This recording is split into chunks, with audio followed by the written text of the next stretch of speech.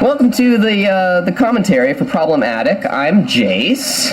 I am Kyle Thorne. Yeah, Why and didn't you say your last name? I'm just kidding. because everybody knows who I am. Problematic is the third album in this thing that I consider to be a trilogy of albums of sorts. And it might just be that way because I consider Psychodelicacy to be the beginnings of us making this type of music. Sure, I think that's fair. I mean, yeah. There's definitely some dabbling that happened even before. But yeah, you can definitely tell, like, in Space No One Can Hear You Scream is probably the song that really points you in the direction. And even going further back, there's, well, no one listening to this would know about it because we wiped it off the face of the internet, but don't take music seriously. I know. Oh, yeah. Well, there's people in the Needlejuice Discord that, like, the old albums are getting passed around, just like, they're just passing the MP3s around. Okay.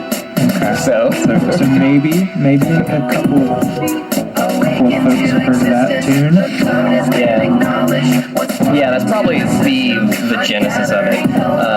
So, Kilobytes, the music here is pretty much you and Brendan, so I guess talk about how this was put together.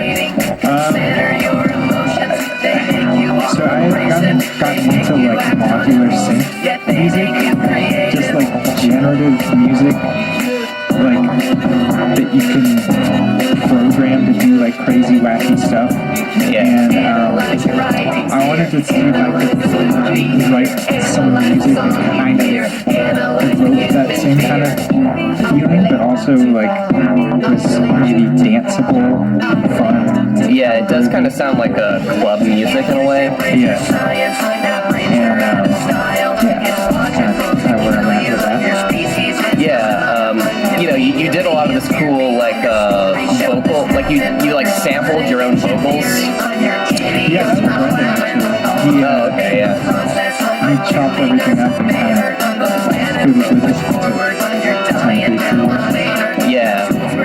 Yeah, I like that. And I guess it seemed natural to me to come up with this like robot apocalypse song, which is a subject matter we've done before. Yeah, it's like a sister song. Yeah, this is kind of a sister song to Industrial Evolution on Psychodelicacy. Right. And this, I feel like it's a good album opener. Like it opens with those like that sound effect and like little string thing, and it's like, okay, where's it going? And then yeah, I really like to start albums off, or just in general, I like albums that kind of like throw things from the loop from like the last album, you know? yeah. This is totally off the wall from a lot of stuff that we've done before, so it's like, yeah. where could this possibly go from here? Yeah, I actually recorded drills, so you can hear a drill in there, which I think we did that on Industrial Evolution too. Oh, interesting. Yeah, so we got drill noises in both songs. Nice. I feel like this one is a bit more chaotic sounding in general. Yeah, especially toward the end. I recorded a bunch of those guitars because I felt like the ending needed something aggressive to it. Right, especially with the subject matter. Yeah. Track 2 now here. Something completely different. Yeah, track 2 is Intelligent Design, which is a song idea. I always had this idea to do a song about T-Rexes not being able to masturbate. And then, so we had like something like 5 to 7 like tracks that were just like sitting around unfinished. That I think you had kind of gotten started around the time Multiverses was done, and I think that this is one of those pieces of music that was just kind of sitting around for a while, and it became. It was pretty unfinished before we really started going strong into making an album. You know? It was just like one little verse. Yeah, it was like the verse and like pre-chorus or whatever, and then I think I put the bridge together. Yep. And then it became it became this song. And I think it's really catchy and really funny. Like, this is a good, this is kind of a good, like, kind of back to the roots, like, this is an overtly comedy song on this album. Yeah, sure. And kind of tell musically, like, where I was at, kind of extends throughout the whole album on songs where I had a lot of influence on how they sound.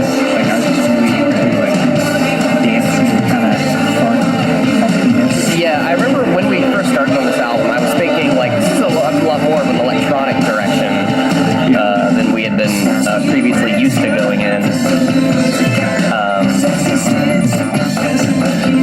I don't know if in the end it feels as much like an electronic album, but there are definitely some, like, the song after this, Eternal Shopping Mall, that's definitely a more electronic thing. And the kilobytes, obviously.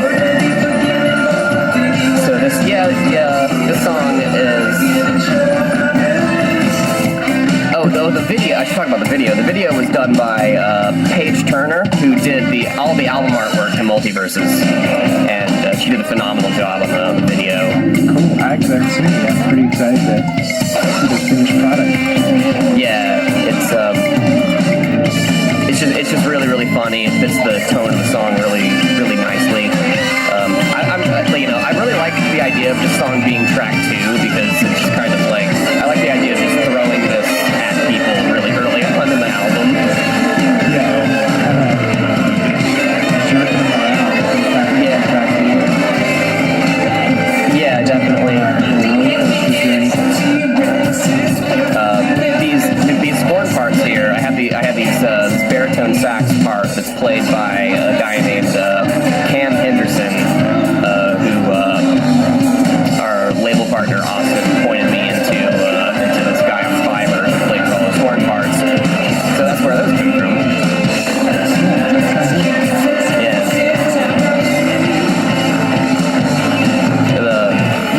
This album, I kind of feel like it's like half serious and then it's also half like shit posting.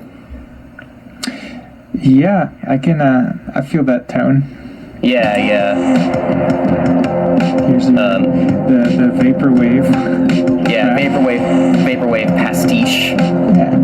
Yeah, this is Eternal Shopping Mall. The video for this was done by Angel Mark Lloyd, who not only mastered the album, but is also known for being Mindspring Memories, the vaporwave artist, and the vaporwave adjacent artist, Fire Tools. Both of those projects are Angel's projects. So please check those out wherever you get music. Yeah, this song features saxophone played by a fellow named Miles Dunder, who I just stumbled upon on Facebook. I put like an open call for. Yes, I think that's his real name. As far as I know, this is his real name. I was just thought of Miles Davis. Yeah. Oh yeah. Miles Davis is playing the Yeah, I just put out an open call on social media for anybody play saxophone. I need some saxophone.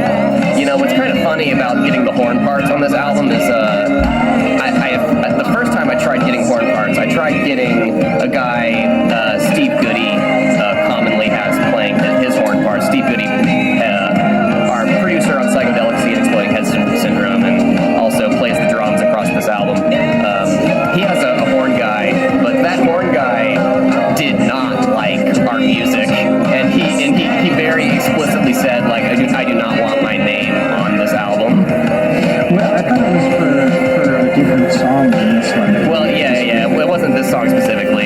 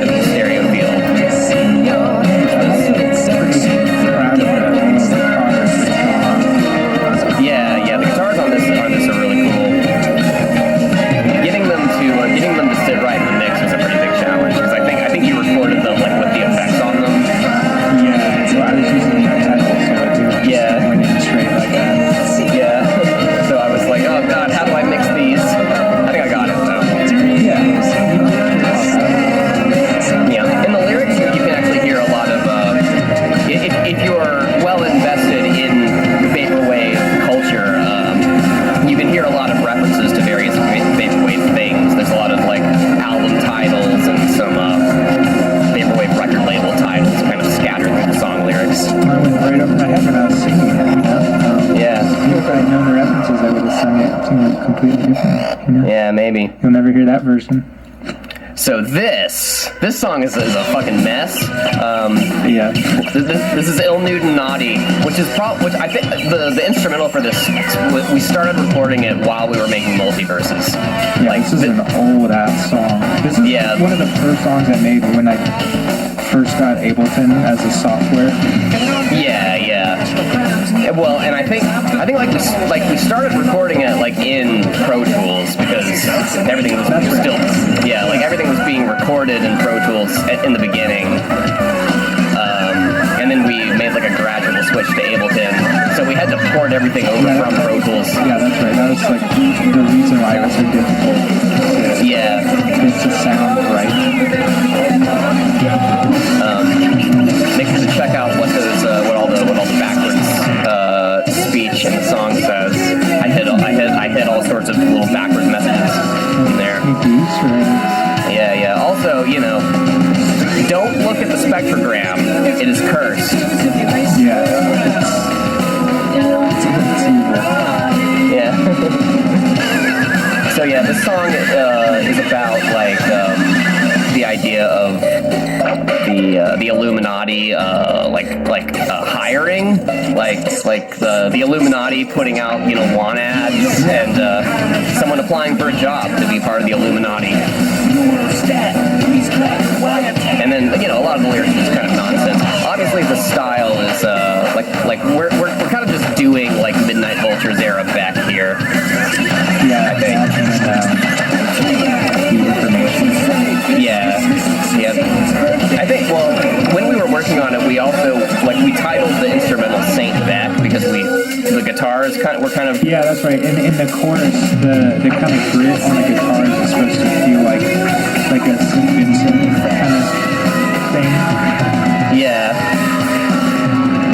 The drums here, I really had Steve Goody go crazy on this drum part. I showed him the ending of Sunday Sun on C Change, and I was like, I want you to do a drum part like that. How much back and forth did you have with Steve? Like would you send you stuff and then you go back and be like, no, can you change it here? Yeah, he would send me a first pass, and then I would tell him where to change things. And usually it didn't take more than 3 passes on any given song. That man's a professional. Oh yeah, he was so fast getting all this stuff in too.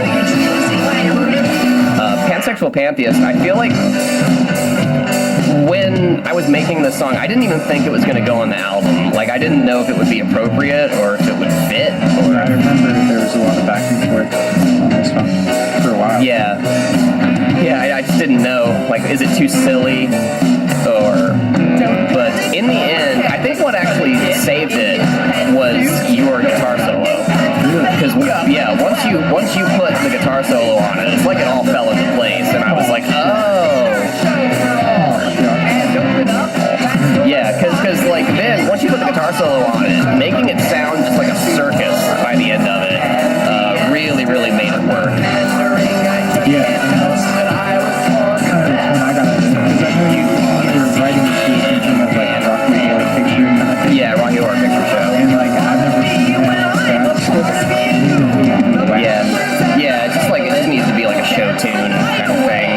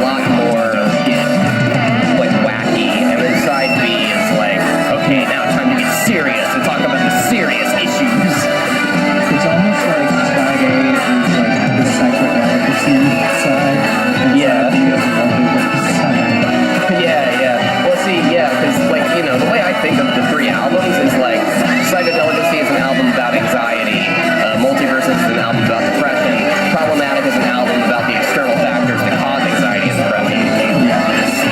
You know, the external factors in the world. But this song is a nice little celebration of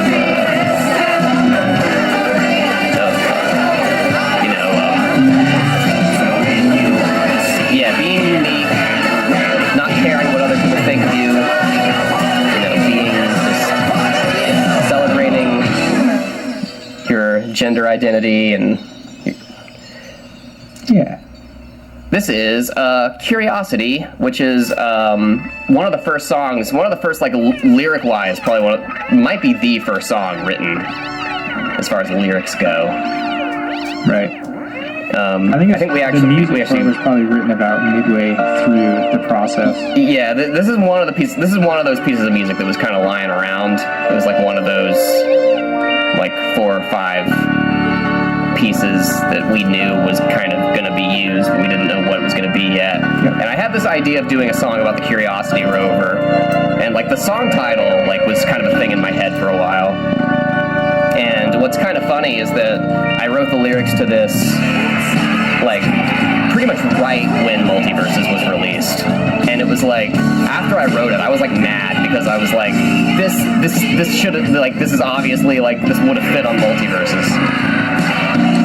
Yeah, I think it fits here too.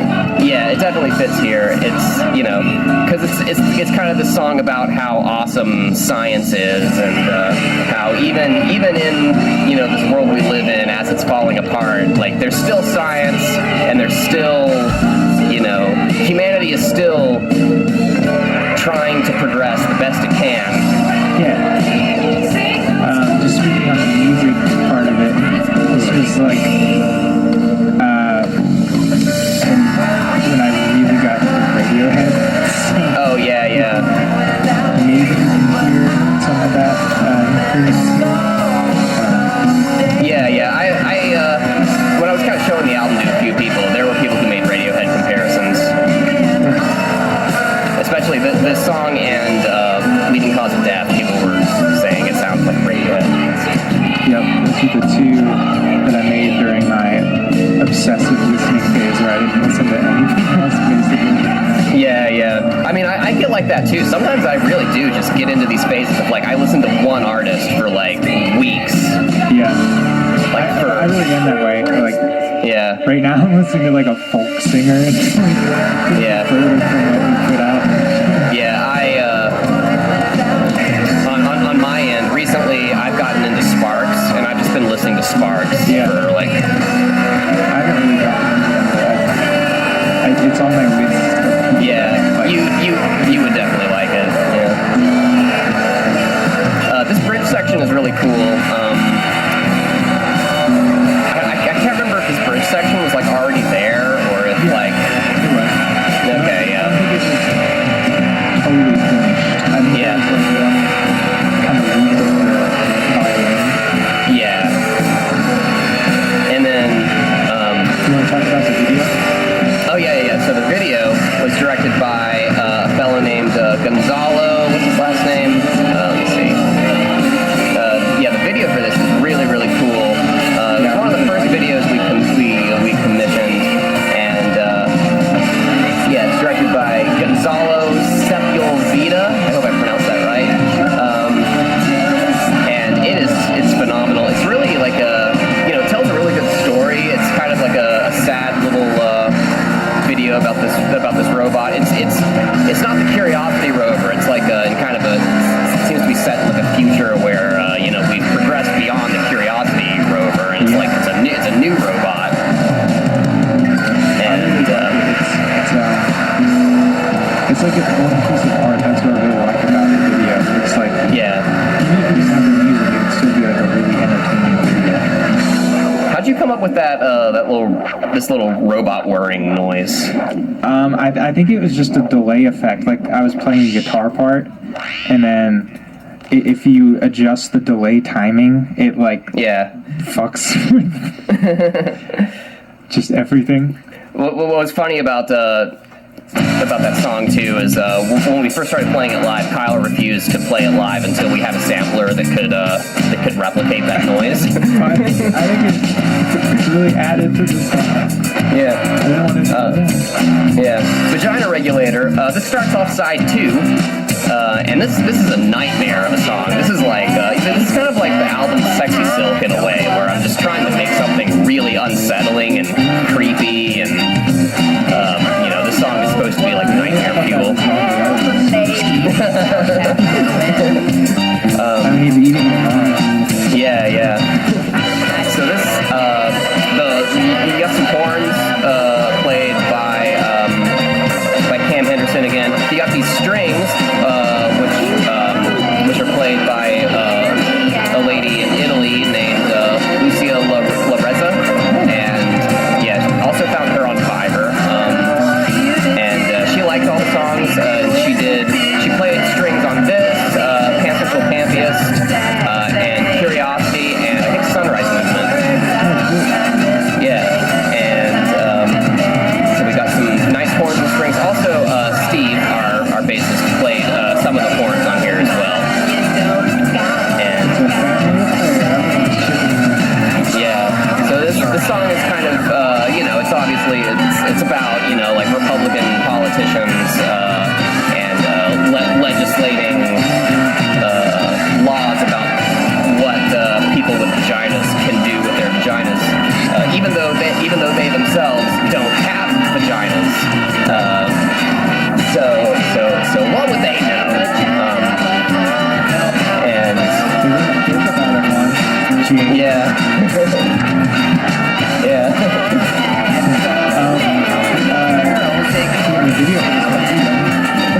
The video was directed by Fanta Show, and it is as nightmare-inducing as the song. It's got all these. It's got a creepy, sexy, shirtless clown man, and it's got like genitalia with eyes, and a lot of horrifying imagery that totally freaked out. Yeah. Let's see. You did some really good guitar work on here. That guitar solo really added to the how menacing the song really comes across. I thought the creepy vibes you were laying down there honestly make them Yeah.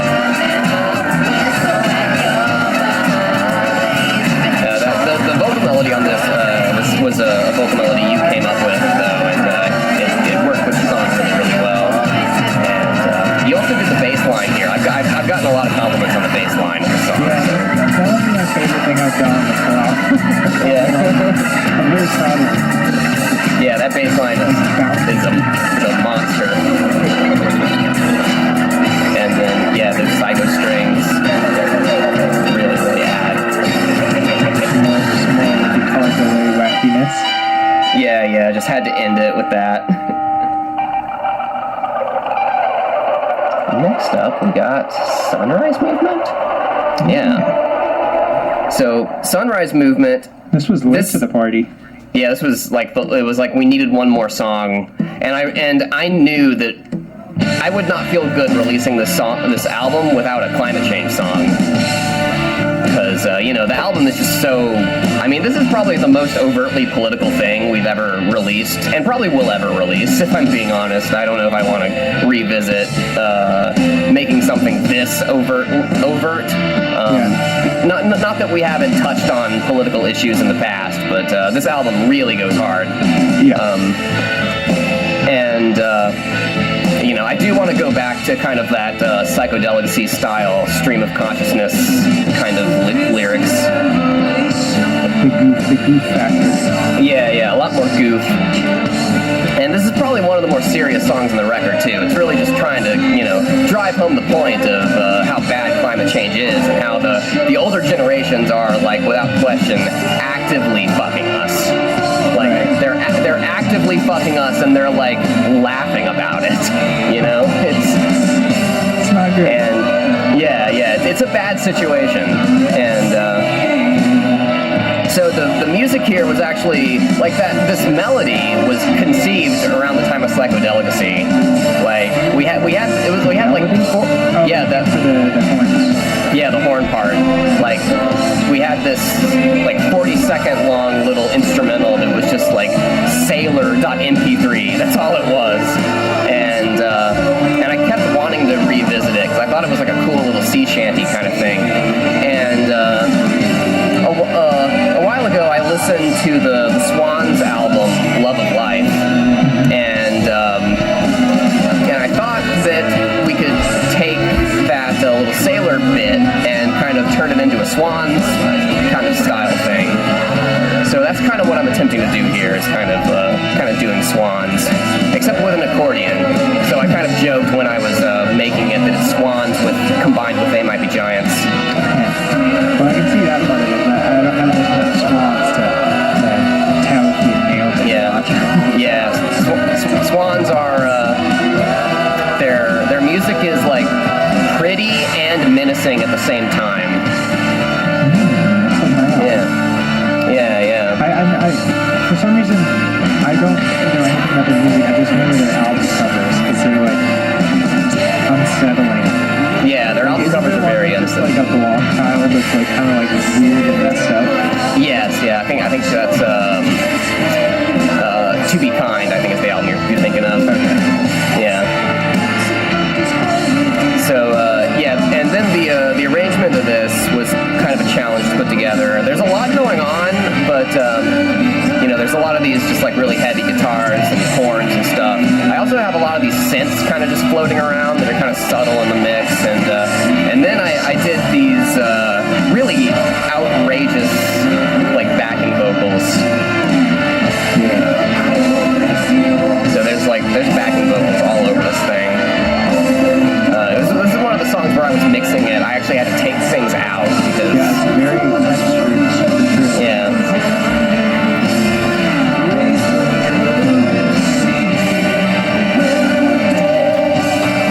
And then let's see.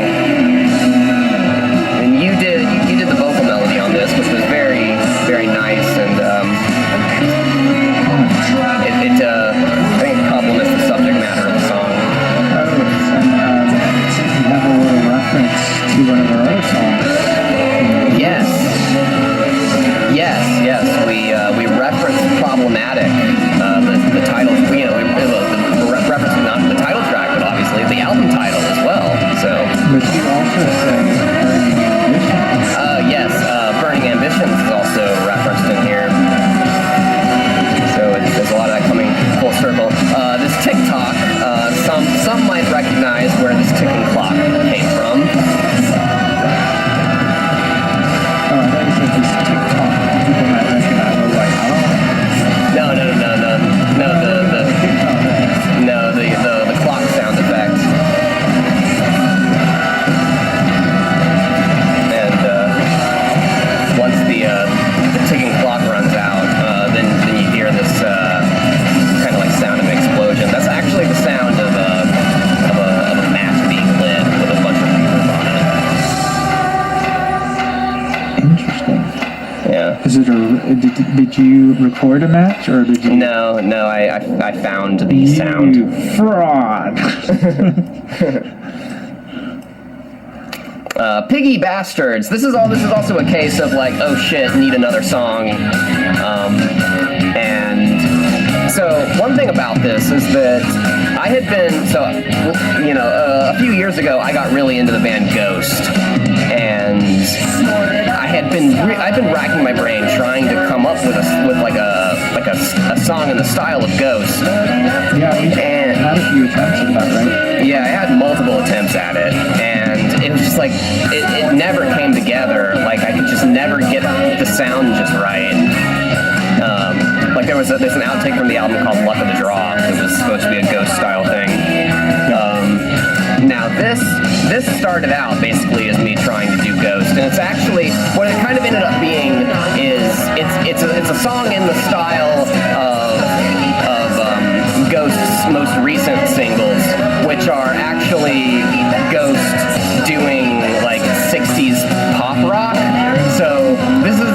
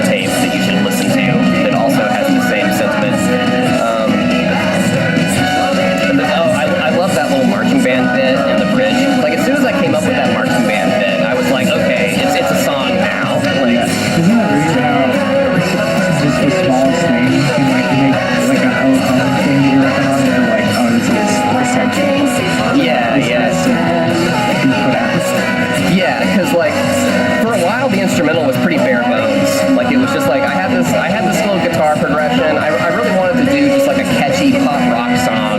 I wanted to kind of go back and do something kind of simple, you know, stuff that we would have done maybe even back when Advanced did nothing, you know, just like this like really simple like power chord kind of guitar music. You wanted to be a pop band. Yeah, so this is definitely us going back to that kind of roots. But then, you know, that marching band bit, you know, I spent a whole night on that marching band bit, and then at the very end I stuck that whistle at the end, and I was like, oh yeah. Yeah.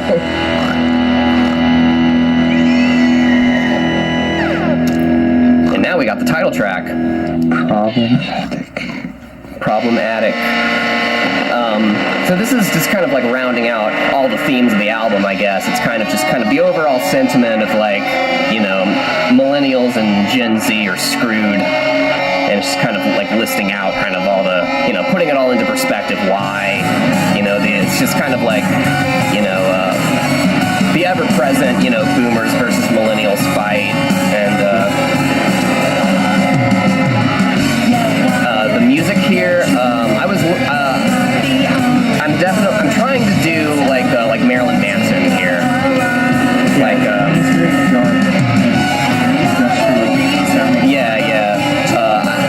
like I listened to Mechanical Animals. Like I had never really listened to Marilyn Manson before a few years ago. And I listened to Mechanical Animals and immediately started coming up with the music to this.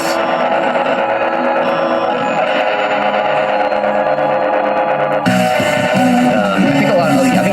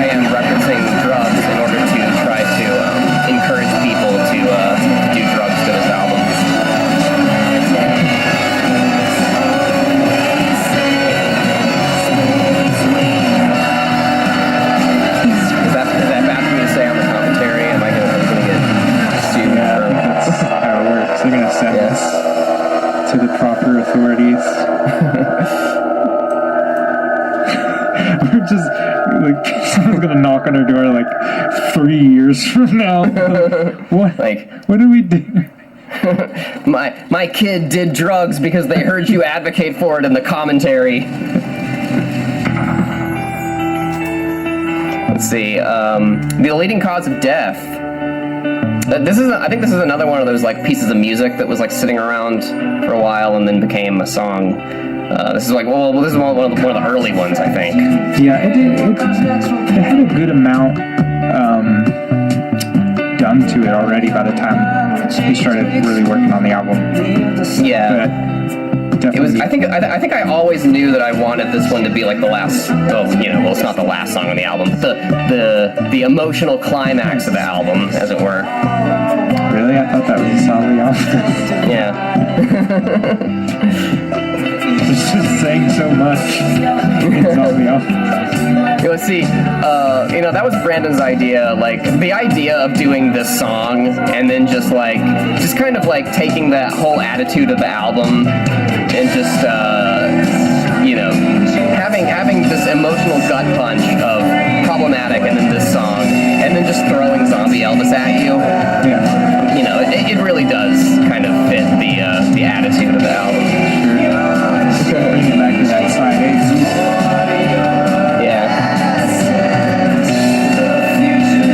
So this song, lyrically, is kind of about my fascination and kind of sort of belief in determinism, and this kind of idea that everything that happens was always going to happen, and time is just kind of one linear path that already exists, and we're just experiencing it along the ride, and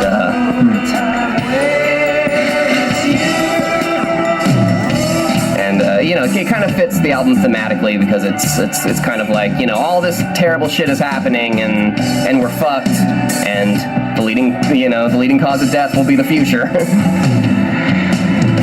Bleak, but It's very bleak. yeah. And at the end of time, There will be a zombie Elvis. Will be eating on all of our flesh. Yeah. And then zombie Elvis, yeah.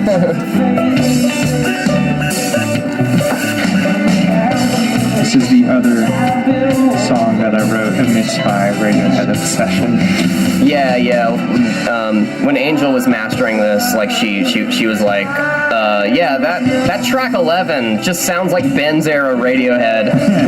That's a high compliment.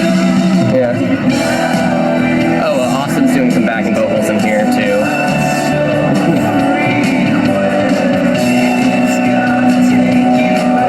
Yeah, I really like all the guitars in here.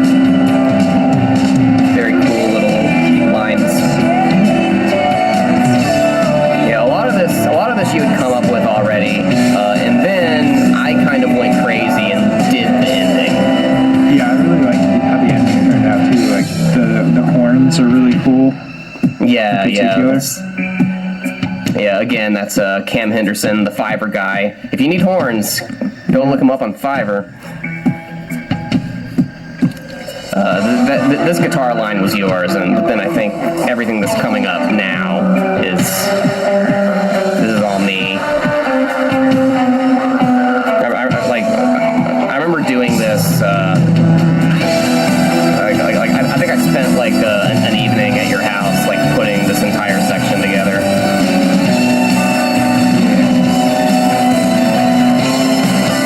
In here we have some baritone sax, and I think there's a fake tuba, like VST in there, but also there's a guitar part that's blended in with the tuba just to make it sound a little more big.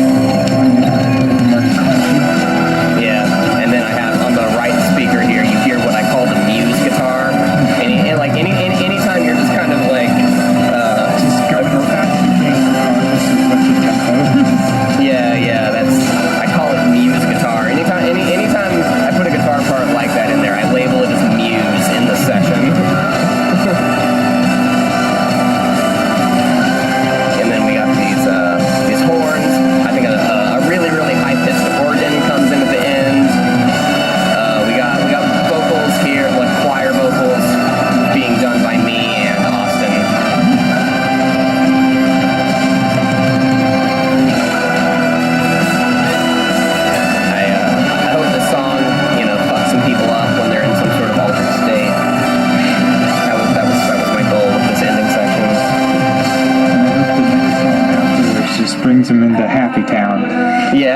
Out of fuck land and into Happy Town. So, and then you hear this really faint little, like, get me off this planet, I don't want to die. You have to turn up your volume to kind of hear it. The original idea was that the album was actually going to end with this, like, 26-minute long thing, and it was going to say, don't turn the album off, I don't want to die, but we're probably going to save that for something else. So instead of the 26-minute thing, you get this. This song exists because at one point we had this like idea for a podcast where we were going to do like music reviews, and it was going to be like a MST3K thing, and there was going to be this zombie Elvis character like forcing us to listen to albums or something. Yeah. Well, That's like why. Yeah. Each would come in with like an album that we like that we know the other people hadn't listened to before. Yeah. And like we felt like we did. Yeah. And this was going to be like the theme song. The podcast didn't really like happen, but we still have this song, and I like it. Yeah, it's a good song. We also have an image of like a logo. Oh yeah. Andrew Keppel did it. Yeah. So that was the album, y'all. That was Problematic. Yeah. I hope you enjoyed it. Thanks for listening, and thanks for listening to this commentary track all the way to the end. And if you pre-ordered, you probably got a download or will get a download of some songs that didn't make the cut. So you can hear some of those. There's a few various ones, like Let There Be Light was one that didn't make the album. Kids These Days didn't make the album. Yeah, you'll just have to imagine what the commentary would have been while you listen to this. Undying Love, that one didn't make it. That's right. There's a few. There's the Rilo Kiley pastiche. Yeah, this album was supposed to be like a double album at first, because we definitely had enough material, but then Brandon convinced me to trim it down. I'm glad it wasn't super long. It's just it's actually really nice and concise. Because like people that I've shown Psychodelicacy to, like they like it, but they just get worn out because it's so long. Yeah. Psychodelicacy is like you have to be on the train. Yeah. It takes you for a ride, and it's very relentless. Right. It is. It's unforgiving. It's just it wants to mess with you. Yeah. Also, if you pre-ordered this, you got a free CD of Nailbiters Anonymous by Bazooty, which is Kyle. That's me. I did. Yeah, that and before the commentary ends, I should suggest that everybody check out Bazooty, Bazooty. Check out Bazooty on Spotify and Needle Juice Records and other such things. Yeah, anywhere you get music, you can find it. Yeah, and that's Kyle's solo stuff, and it's good stuff. Thanks. I'm happy with how it turned out. Yes, and we will see you on the next album or whatever we put out next. Yes, thank you for listening, everyone. Thank you. Bye. Goodbye.